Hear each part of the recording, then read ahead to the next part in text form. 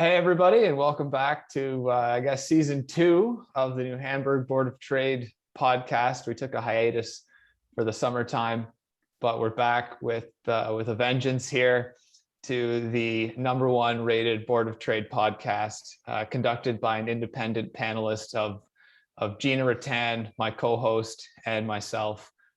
Only N of 2, so take that with a grain of salt. Welcome back, Gina. Oh, thanks. I'm excited to be back and co-hosting next to you. So I'm excited to get going on fall 2021. You bet, you bet. And we're joined today by Caleb Jukes of Focus Computers. What's up, Caleb? Hello. How are you today? Oh, just very, very excited to be back in action on the podcast here, getting to know the members of our lovely New Hamburg Board of Trade. Yeah. To sort of kick things off here, Caleb, just give us a quick rundown of Focus Computers, your involvement with Focus, how it started, and where you're going. Yeah, sure. So, assuming you can hear me all right. It started in 1995 by Greg Schnarr, who founded it. And since been around, of course, moved into the building here on the corner of Hill and whatever that street is. I can't remember. Huron. Beside the hardware store. Yeah. We've been in this building, so 25 years total. I started here as part-time 10 years ago now. And 7 years ago, I started running it. Greg offered me a part ownership position as well as, run of the place. So since then we have been running it and slowly working towards me running it and owning it exclusively. So that's pretty much where we're at now. So it's nothing's really changed that much as far as how we do things. It's sales and service. New computers, used computers. We will help with all sorts of odd problems. We've seen a lot of weird stuff over the years, weird electronics and all this other stuff, but always willing to help out with the community. So, yeah. Awesome. So for 7 years, you've been basically operating that shop then? Yeah. Essentially, yeah. Very cool. Quick trajectory, sort of from part-time to owner, which is cool. Yeah, it was a pretty big jump that day, that's for sure. Did you see it coming? Was it planned for you? In a sense, I was actually in college at the time for electronics engineering, and my plan was sort of to go into some kind of computer repair shop. And at the time, Focus itself was run by someone else that wasn't Greg. And he ended up quitting, and Greg and I happened to be talking. He said, "Would you like to run it?" It's like, well, I mean, I was kind of gonna go into this anyways, and if I can skip the 3 years of school and the debt involved and just go right to it. I already know what I'm doing here and I already live here, so might as well. Yeah. Very true. Very true. Well, I mean, we're happy to have you in town, and it's nice to have our own computer shop right in our own community so that we don't have to travel into Kitchener or Stratford to get our problem solved. Yes. It's super handy. If you ever just find yourself sort of one mouse short, pop over to Focus. I think I've been in the store. I don't know. Seems like every day this past couple of weeks, but it happens. It does happen that way sometimes. So throughout the pandemic, through the news, we've been hearing about supply chain shortages with respect to microchips, which has really skyrocketed used vehicle prices. As manufacturers struggle to get the microchips needed in certain segments. What impact has that shortage had on the computer industry or your business specifically? Well, we have had price increases on all computers. There are essentially no video or graphics cards available. Haven't been for months. I cannot get any, so I've done no gaming builds since last year at the earliest. Occasionally, you can get your hands on a pre-built one, but to buy just a graphics card, not happening.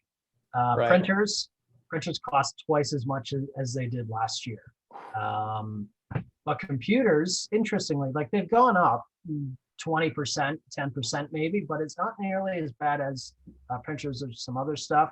Of course, right when we started pandemic, everyone realized, we were working from home and all of the webcams were gone very quickly. Yeah. That went on for a couple of months, but that's pretty much back up now. And yeah, there's definitely price increases on stuff. And printers, I think, are the biggest thing that have been affected, oddly.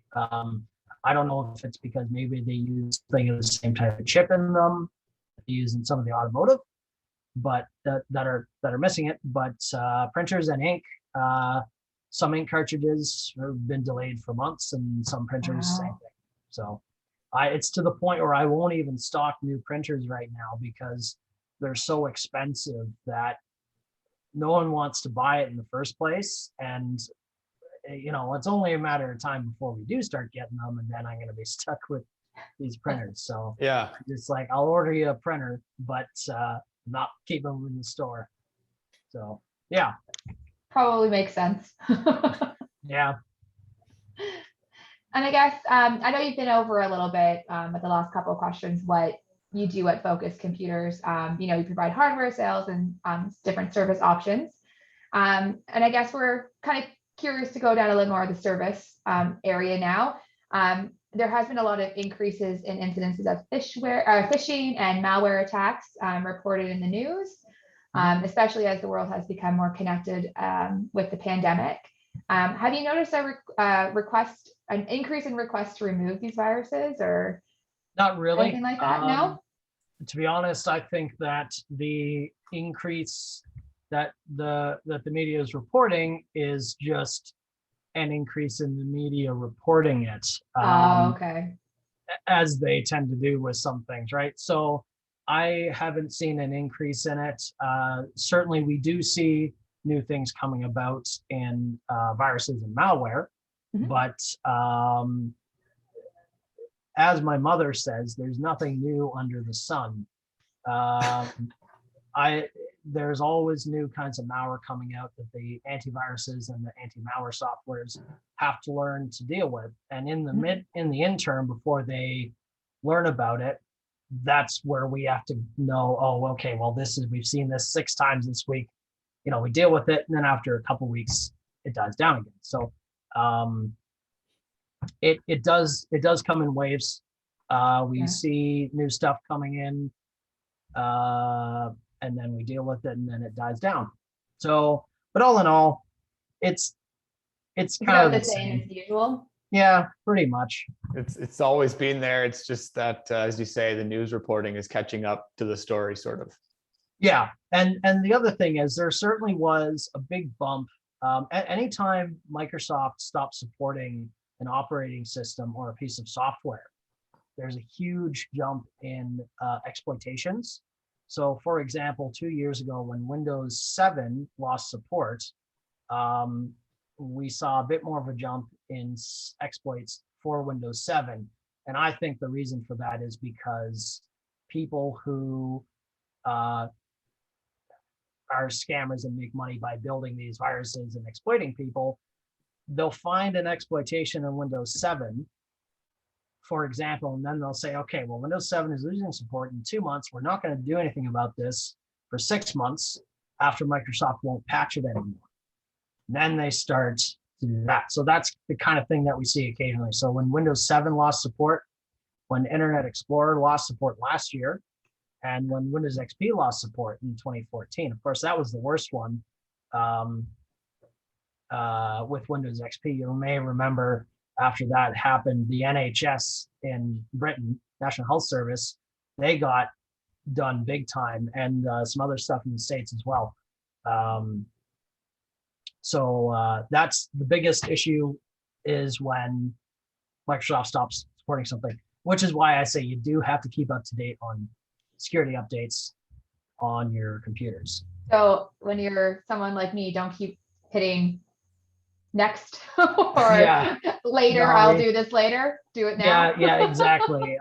Most of the time now, of course, the caution is sometimes you'll do an update and then it breaks something. Right. But really, that's not very often. We do see that happen when computers are brought in for that sort of thing, but they're only brought in for that because it's actually broken it. Comparatively, I'd say that's less than 1% Right. that actually happens on. So is it a concern? Not really. I say do the updates. If it does something, unfortunate, but we have to deal with it. Yeah, it's not like the alarm snooze in the morning. You can't get an extra 5 minutes of sleep No, out of your computer update. not quite. And that's actually the other thing, is eventually in Windows 10 anyways, it will run the update anyways. No matter how many times you hit snooze on it, it will at least try to run that update anyways. And it will be at the most inappropriate time possible. That certainly never happened to me. Yeah. Oh, well, Happens good. to You're me. lucky then, Gina. Oh, it happens to me all the time. But Okay. I'm the one that just keeps pushing it off. I'll Yeah, do it later. It'll be yeah. fine. But good to know. So I think I have a reason now to actually Yeah, there you just go. click that update button right away. Yeah. So your biggest suggestion on preventing these incidences of I guess viruses or whatever Yeah. would be just run your security updates. Yeah, Do you have any other suggestions? Yeah, so the security updates from Windows and your antivirus, make sure you have a good antivirus and one that's up to date. You can get them that are subscriptions for 1 year, which is kind of standard, but you can also get them for 2 or 3, which just add, you don't need to think about it as much, and it keeps itself up to date mostly. And if you're worried about it, then I say bring it in and let me clean it up once every 1 to 2 years, depending on how heavy a user you are of the computer. And we'll deal with the little things that the antivirus and the anti-malware software can't get. Because there's always something that it can't get. Right. Generally, it's nothing that matters, but it's something. Yeah. So not just a McAfee Chrome extension. yes, no, I don't use the McAfee Chrome extension. It doesn't work. So I know we kind of touched on it, but I guess when you're selecting a new to you device, so whether it's used or brand new, there's a lot of different brands and specifications. So what considerations should someone take when they're looking to purchase a new to them device? I hesitate to, it's really a tough one because there's a lot of brands that make some really good products and also some really bad products. The biggest piece of advice I can say is 2 things. Don't buy a Chromebook because they're designed to fail. We get them where they quit after 2 months and, Wow. that's somehow acceptable for them, for the manufacturers, that's okay. It just boggles my mind. And the other thing is, and it's kind of on the same line, don't buy like the cheapest one, because they're generally, even if they're not designed to fail per se, they're built at a budget and they don't last very long. Generally speaking, you'll get much more value for money spending a couple $100 more on a higher quality machine than you will on the $200 sale Best Buy machine. And the third thing is watch out for Black Friday sales, because some of them are old stock and some of them will be good deals, but a lot of them are actually and electronics, specifically TVs, computers, whatever it may be, are actually built for a budget for Black Friday to be cheap. So they'll say this model was normally $699, now it's $399. Well, it was never actually $699. It's kind of a scam-ish. So Right. we do see that sometimes as well. Interesting. Yeah, So I've heard some that deals about are too Black good to Friday. be true. Yeah. Yeah. So as far as brands go, we like Lenovo, Acer right now are kind of our two top ones. And I like Dell's business computers, but I don't like Dell's business practice. And that's not something I'm going to get into because it's long and complicated. So to that extent, we won't sell new Dell computers, but we will sell used Dell business computers because I find them to be very robust and quite well built, generally speaking. So Interesting.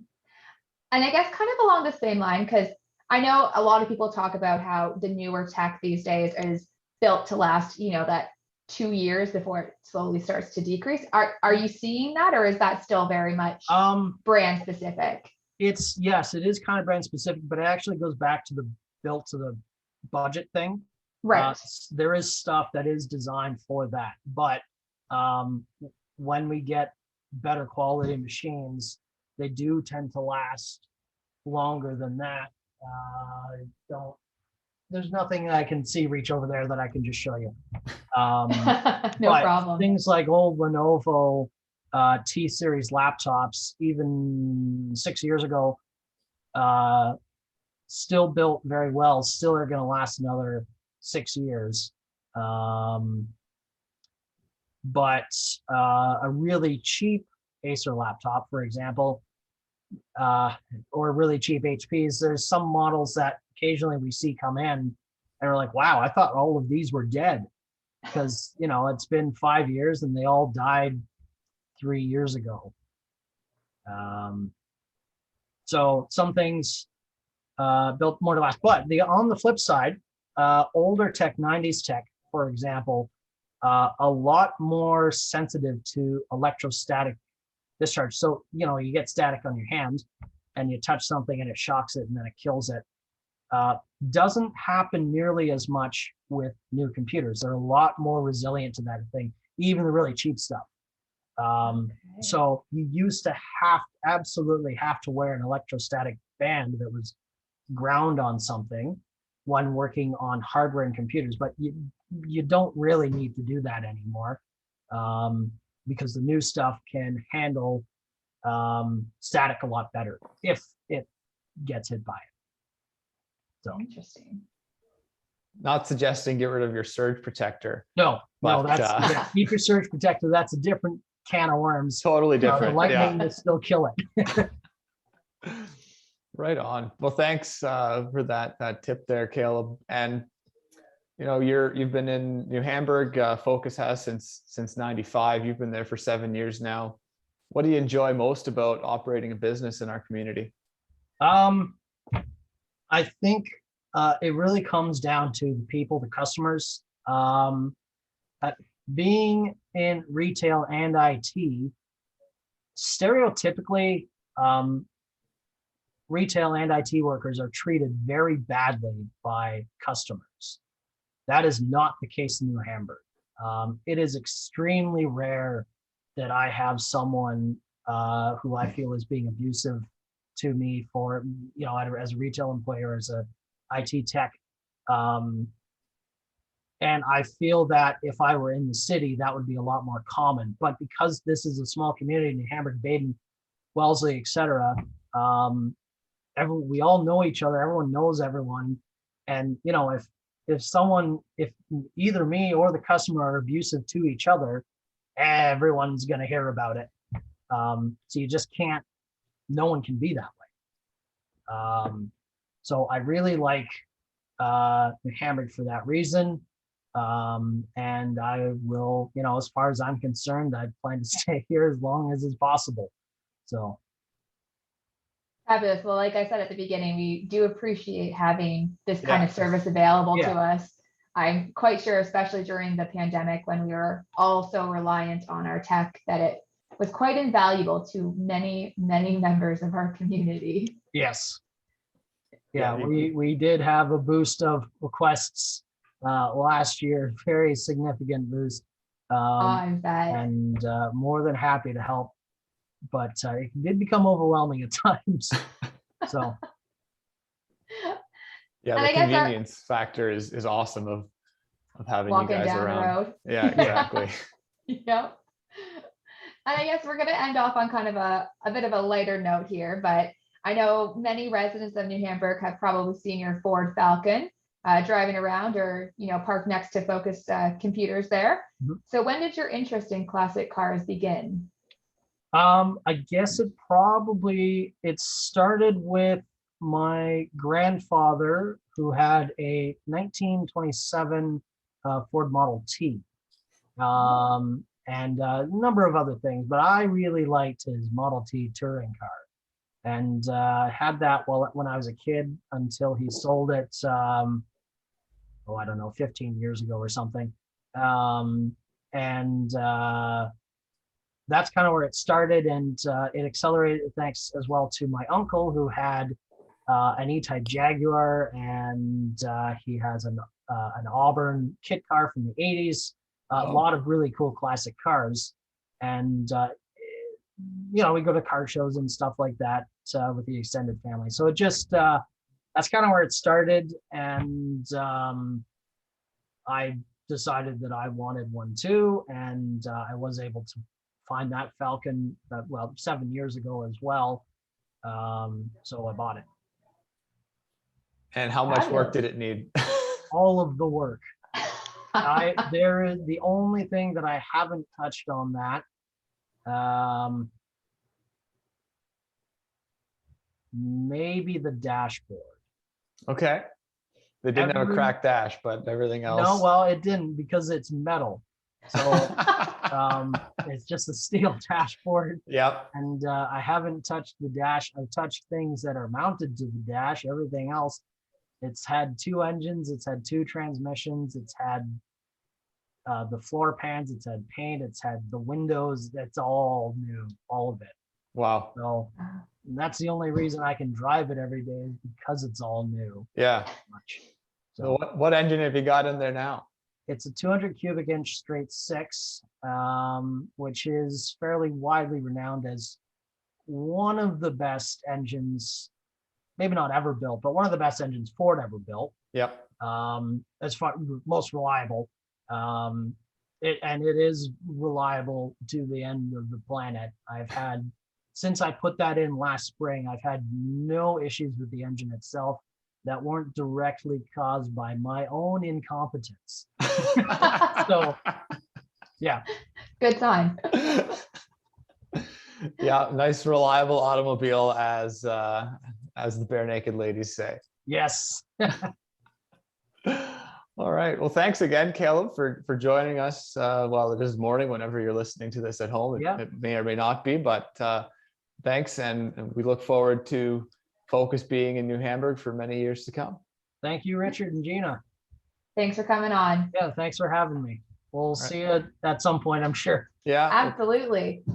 Thanks, everybody, for listening. We are on Spotify now. Search New Hamburg Board of Trade podcast. That's new. All previous episodes are there as well, so you can get caught up if you ever did miss one. And we'll see you, or you'll hear us on the next episode. Take care, everyone.